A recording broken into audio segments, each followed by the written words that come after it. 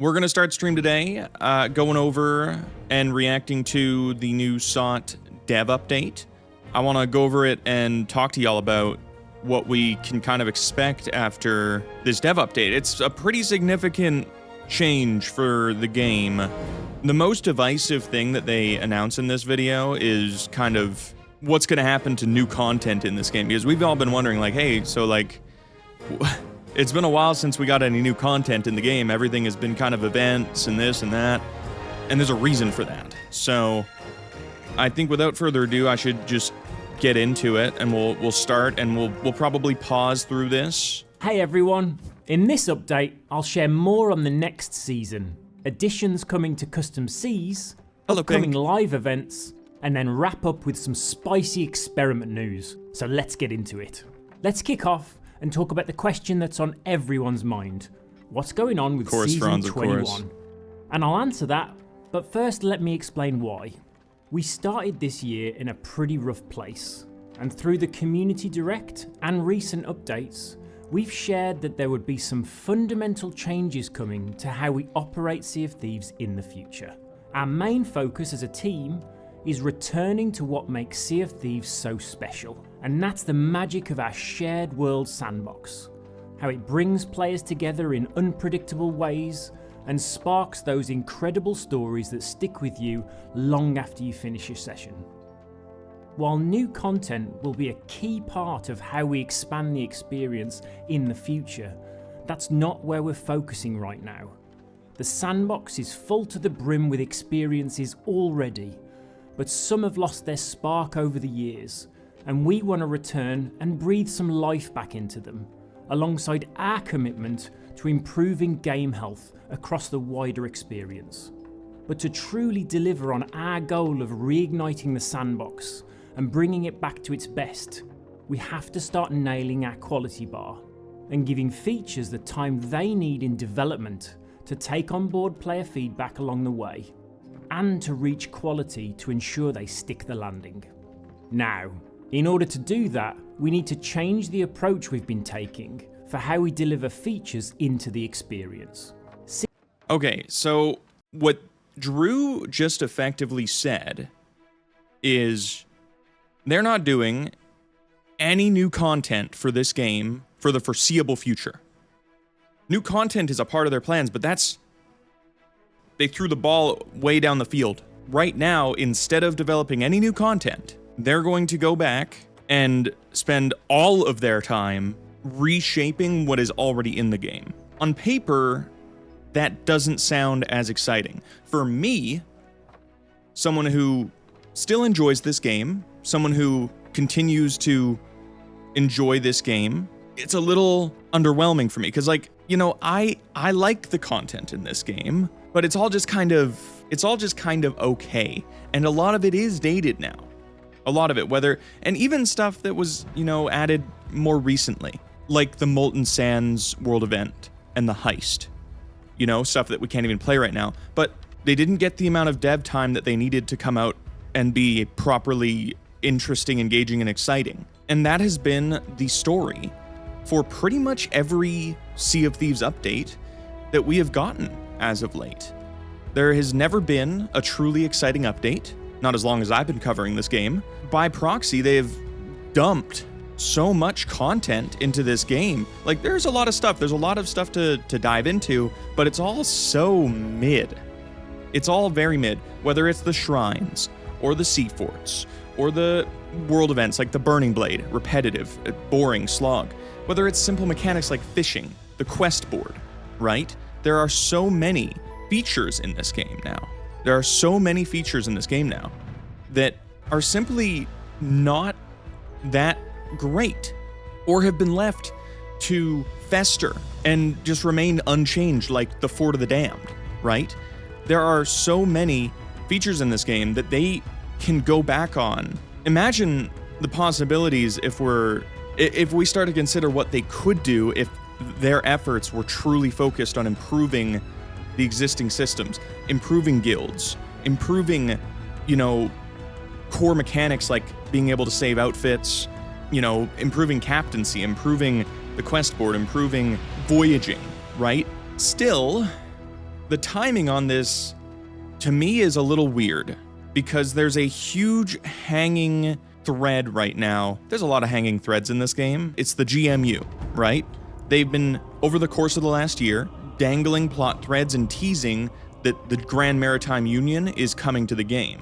And it's not been obviously apparent, but it's been tangled in. And obviously that was their intention, was to come through probably season 20 or 21 with that update. That could have been a very significant update. They didn't have enough time to do it. There was simply no way for their development team to have enough time with their seasonal structure and make that happen. And so I can imagine that they looked at their sandbox, at their game, at their player base, and decided they were probably torn between two options, right? They can either spend the next 3 to 6 months to a year, probably, developing the Grand Maritime Union update as they plan, as they want to. That's how significant this update might be. Or go back and spend their efforts fixing the core of the game so that when they do that update, it makes sense. They are really looking at the long term now, because as they've added more and more to the game over the years, it's all kind of compounded in a weird way, finalizing in the Eternal Guard, right? When we got the Eternal Guard, and I've been saying it since they've been announced, the Eternal Guard is just flat out the most effective, profitable, highest reputation gain activity in the game. All of the other activities in the game, now that the Eternal Guard is in the game, it completely unbalanced everything. The more that they have added, it's just spiraled, right? Things become out of balance. The Fort of the Damned is useless. There's like so much in the game that could be really great if it was properly up to snuff and was at the quality bar that it needs to be. Am I disappointed? Yes. I want the Grand Maritime Union update. All of 2025, I spent kind of theory crafting the Grand Maritime Union, and then surprise, turns out they started teasing it, right? Shortly after I made that video. So I was heavily anticipating that update, and I talk about it a lot. Am I disappointed that we are not going to be getting that for a very long time still? Yes. But am I very excited for the promise of revamped content that is already in the game? Much more so. This is the right decision for this game. Even though I currently enjoy the content, I like what it is, there is so much more potential here with the framework that they have. It's just going to take a lot of work to get it up to snuff. The amount of work that it's going to take requires their full focus and attention. They can't be going through and doing monthly or seasonal content while they are putting so much work into the base of the game, into the existing content. Wonder if they'll roll these fixes out and stuff. That's the cool thing about this. So let me show you guys the next part of this. I want to be confident and proud when we get these features into your hands. Now, that is going to feel a bit unpredictable compared to how we've worked in the past. But across areas like reigniting the sandbox, custom seas, and game health, we're confident that doubling down and focusing on the quality of our work is going to lead to a stronger Sea of Thieves experience in the long run. So, to answer the question, yes, there will be a Season 21 in September, but there'll be no headline feature set arriving with it as we've done in previous seasons. I know that no doubt that just leads to questions on what's coming, but we'll share more on how our roadmap begins to shape up across the various areas of the experience in future updates. One heavily anticipated quality of life feature that I can confirm is coming though, is something some of you might have seen announced on our channels recently: outfit saving. The clothing and vanity chests will be brought together and you'll be able to save various combinations as presets. So that's awesome. Love that for us. Outfit saving is actually a fantastic update. That is going to be amazing. Going back a little bit to what he just said. So for a long while now, in the podcasts and other discussions that they've had, there was kind of this lingering hope that they were working on stuff outside of the seasonal cadence. It was just thoughts in the air because they were not doing that. They don't have anything secretly ready. They haven't been doing anything like that. They haven't been casually working in the background on a major update while we've been kind of getting this very light drip feed of content, because we really have not gotten much content in a while. right? And they've canceled content that they intended on releasing. So like, where did that development time go? We don't know. They clearly went back to the drawing board possibly multiple times. I think that a lot has changed even since the last Community Direct, which was at the end of March. By the way, that Community Direct promised that we would be getting another Community Direct in the summer. We're already a week into August. We're not getting a Community Direct this month. We are not. They don't have anything to tell us. So clearly things changed even further. That is pretty interesting to me. So just sorting out my thoughts, what they just announced is they now are completely moving away from any form of seasonal updates. There is no content that is dead set to come out, but we're still calling it season. Yeah, the seasons stay intact. So that's the cool thing, right? So every 3 months, we get a new season, we get a new season pass, and we get the refreshed events calendar. I think that they quite literally could not go forward with more new updates or even consider adding a truly large update to the game with the way that the existing systems are. And I agree with that. The problem is that means we need to spend the next 12 months without any new content. In return, we are going to be getting updates coming out sporadically and unpredictably outside of the seasonal cadence that will be improving the existing systems. And now that's where things get exciting. What this really means is we're going to be getting content, one, when it's ready. That means they won't be rushing an update out the door. It also means that if something is ready, we're going to get it sooner. So they won't have to wait for a big seasonal update, the Hunter's Call update to do, to add a hammerhead shark to the game. They could just decide, hey, we're adding hammerhead sharks to the game this week. It only took 5 minutes to remodel the shark and reskin, a voyage. Have at her. Enjoy the content. You know how you talked about season 21 needing to be really big? I think this is bigger. It's significantly bigger. So that's the future. In the short term, for the next year or so, they've effectively committed, and this is a hard thing to do, man. This is a hard thing to do. They've committed to not even bothering with any new content. Instead, they are going right into the core of the game and focusing on all of the existing systems. We're talking Fort of the Damned. We're talking Quest Board. We're talking all of the voyages. We're talking all of the world events. We're talking about rebalancing and re-challenging everything. We're talking Pirate Legend. Pirate Legend is pointless. Guilds are pointless. Ship harpoons. We don't have ship harpoon skins yet, man. We're talking the Molten Sands world event. I was so disappointed when the Molten Sands world event came out and it was just lame, man. They could reintroduce that next month if they spend a few weeks working on it, right? And it could be awesome and a permanent part of the sandbox. Do I think they'll do that? No. But my point is, they have so much that they could just reshape and make serviceable again. Make it more challenging. Make it more accessible. Make it more fun. Let me snipe the Megalodon in the eye to do extra damage. Make the Kraken more challenging. Just crank up the difficulty a little bit. Make it more rewarding. The sandbox could look so dramatically different 12 months from now. It's the best thing that they could do right now. When we're talking about the future of the game, it's not just the next year. It's the next 5 years. This game ain't going anywhere. We've got a movie coming out in a few years. They need to fix the core of the game so that they can come in and make a truly awesome update and make multiple truly awesome updates. And when they do those updates, they will come out when they are ready and when they clear the bar of quality that we expect. That's why I've been so pleased to see, the Bilge Rat Weekender being a monthly event, the Last Ship Standing. Keep us playing, right? People who enjoy the game, we can deal with that. We can enjoy that monthly cadence. And even the season kind of fits into that role now too, where every season we just kind of get the cosmetics. I can continue to enjoy what we've got, and if every month or every month or two we get a really cool update that brings back a part of the game that is just falling flat right now, I'm into it. So, and I've been saying it for a while, I don't need a new content update every month. I just don't. Not if it's all just mid. I would rather wait 6 months for them to come out with a truly awesome update. Coming out with Ashen Garrisons is not going to excite anyone. It's not going to bring anyone to the game.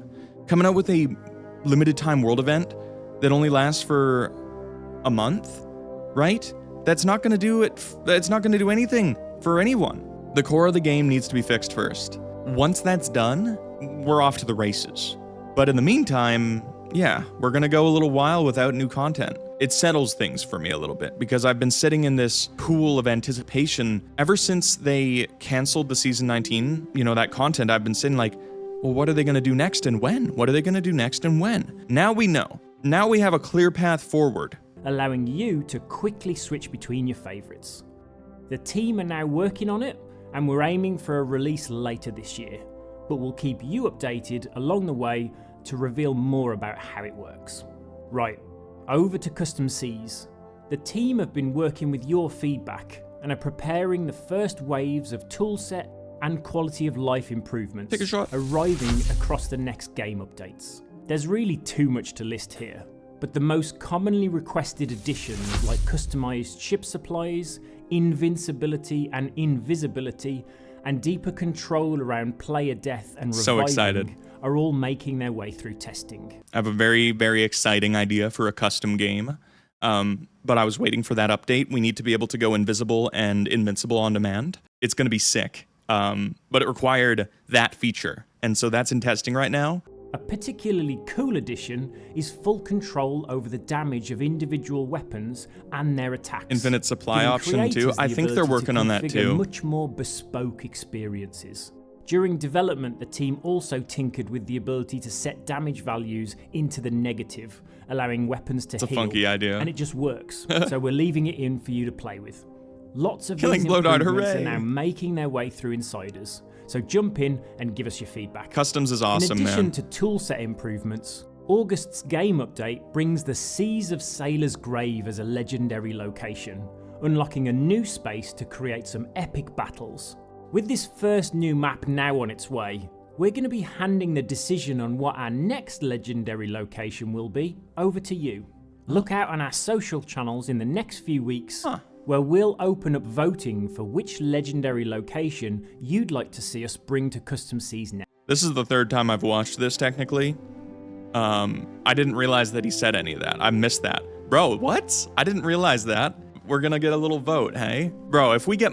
Bro, I cannot wait for us to get Monkey Island. I think that another thing that they might end up doing is give us original Golden Sands before it got turned into Port Merrick. Here you go. We've been dying to put more choices into your hands in the form of community votes, so we're excited to kick off our In first Custom one Seas, you here. can, Def. On the live events side, we're now well into the swing of things with our live calendar, providing a range of events that cater to different playstyles and time commitments. With the smaller scale events like the weekly fight nights and Emissaries of Fortune, up to our larger events like the Bilge Rats Weekender and Community Weekend. The notable omission there is Last Ship Standing. After cutting the event short back in July, the team are taking the time needed to ensure this experience is stable ahead of its next return. Not We're in high sticking seas, a no. date on this one until it's ready, but stay tuned for more updates. One event I do want to call out that's arriving later in August is a special they're event overdoing called it? I don't Big think Ship, so. Little Ship. And yes, I don't think you really that's its can. real name. Big Ship, Little Ship is going to temporarily switch how we matchmake ships onto servers, with sloops being brought onto servers only with other sloops, while brigs and galleons are matched together. The goal here This is for interesting. us to learn how a change like this alters the behaviours of different sized crews. For example, do sloops engage with more higher risk experiences when the threat of a larger ship isn't present? Do larger ship servers experience more crew encounters? Now, there's also some potential downsides we might see here, whether that's with filling those larger ship servers or the balance of experienced duo crews in the sloop servers. I want to be really clear though, we don't intend for Big Ship Little Ship to be a regular part of our calendar. For now, it's a single temporary event that runs over a weekend. It's also not an experiment like the one we're running in Season 20. There is no end scenario here where we would ever consider making a change like this permanent. We're going into this with our eyes open, and for us, this is really a learning exercise for us to test a few hypotheses that we could only really do in the live That's what they're environment. working on, Ben and Lander. So, That let's is go what on they're the doing. journey later this month and we'll share what we've learned coming out the other side.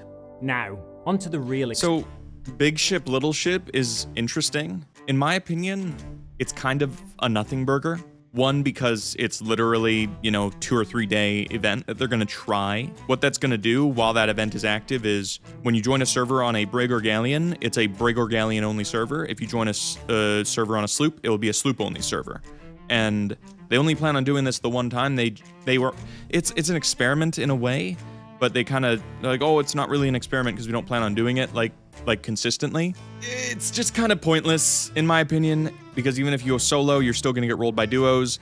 The only thing for me that might make that fun is if they manage to extend the server cap at this point. The server cap at this point limits ships. You can't really even get more than 3 galleons on a server right now. But if they were to crank that up to be allowing 5 galleons on a server, and then during that event, it's like, all right, boys, let's get on the big boats. We're going to have servers where we're only encountering other big crews.